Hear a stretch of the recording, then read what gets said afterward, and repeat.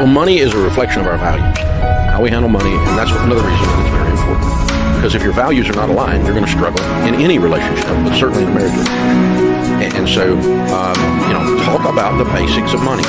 Well, I think the first thing is you have to have, we were sitting in one of our leadership team meetings yesterday, as a matter of fact, here at Ramsey, and we were looking at a business unit, and they kept going, well, we need to do this, we need to do this. And we did not have agreement on the baseline data of what was actually going on.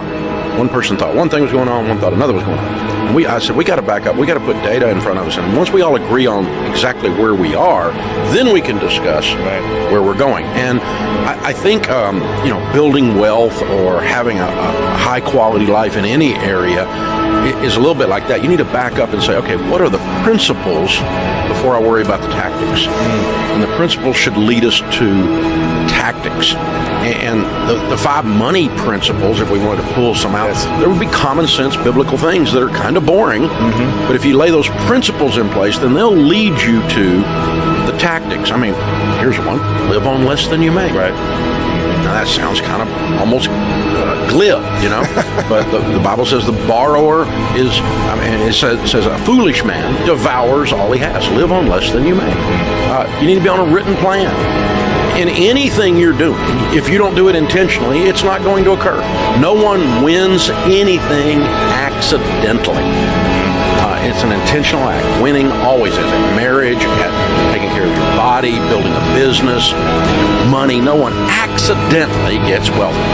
It just, what happened? No one does that. So that's a written plan. That's called a budget. And so we got to have a budget. We got to live on less than we make. If you get out of debt mathematically, what it does is you have money to invest. Because when you have a $750 payment on your Ford F-150, you got no money.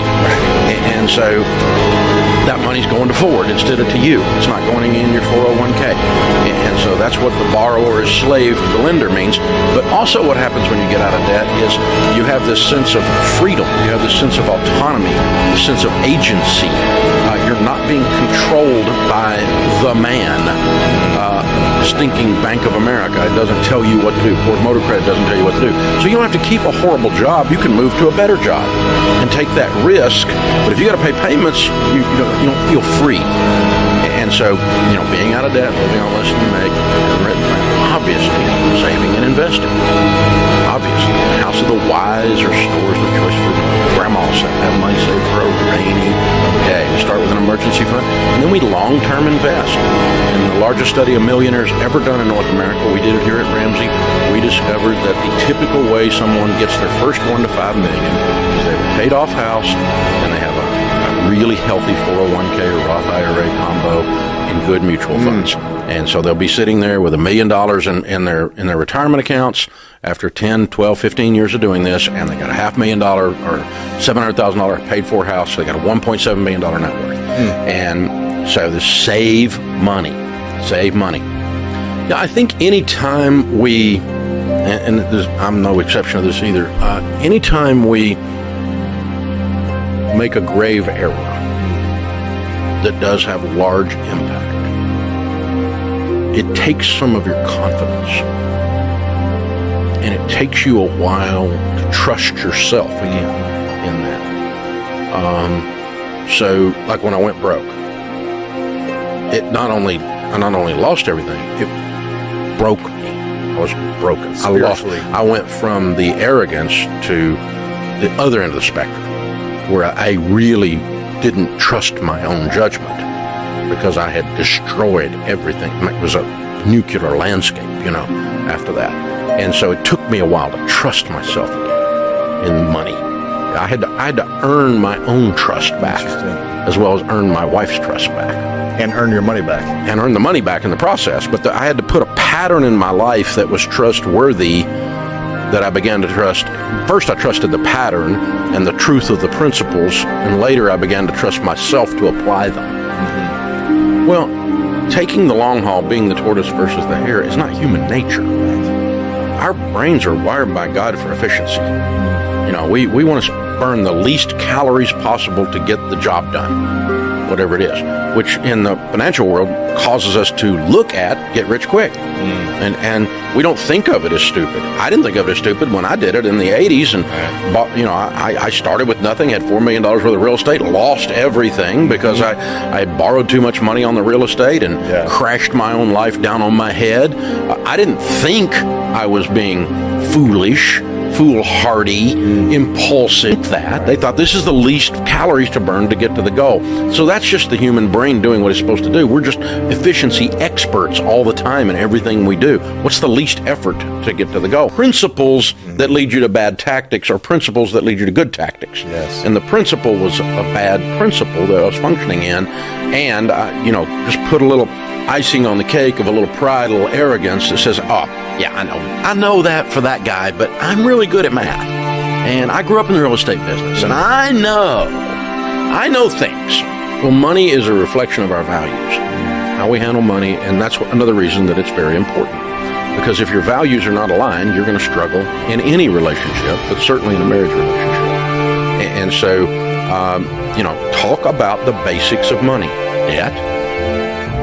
I love debt. I'm going to use it all the time. I want zero down everything. I'm going to buy a zero down truck. I'm going to buy a zero down stereo. I'm going to buy a zero down couch. I'm going to put nothing down on the house. And you hate debt? Okay, we got a problem. We're going to have to work through this, or we're going to have to, this is a deal killer. Okay, but when you can agree on your money, what you've ended up agreeing on is your dreams, your fears, your visions. You're in agreement. You're in alignment on those. Not only what they are, but how we're going to go after them. And now you've got real harmony, and you've got a high probability of building wealth. Yes. That's the odd part of it. That's the infinity loop, how it comes back in on itself. Savings is short-term, investing is long-term. Okay. Pretty simple. And you can define what that is. But I generally hit things 3 years and less. I'm just saving the money. I'm really not putting it in something that's going to be going up and down. Got it. Because I need the money there. Right. And so I've got to have the access to it. So it needs to be, it's not going to earn a lot, but it's stable. Gotcha. Investing, I can ride a wave because I'm playing a long game. Number one, never invest in something you don't understand. Yeah. And that's a mistake people make all the time. Number two, you should always have an array of investments, a diversification. The Bible says in Ecclesiastes, spread your portions to 7, yes to 8, for disaster may come upon the land. So don't have all your eggs in one basket, we say in the financial world, right? And so the biggest thing when we're in our EntreLeadership, where we're working with small businesses and we work with tens of thousands of them every year, the biggest thing, I got a guy at Heat and Air Company's got 20 trucks, he's got 40 or 50 employees, and he's got no investments outside of his company. It's his own business. Yeah, everything goes back into the business. And that sets him up for two problems. One is he's not diversified, and if that goes south, he's completely baked. Two, he's got no exit strategy at retirement because he's got no money. And so it makes it very difficult. He has to sell that business. That's his only nest egg.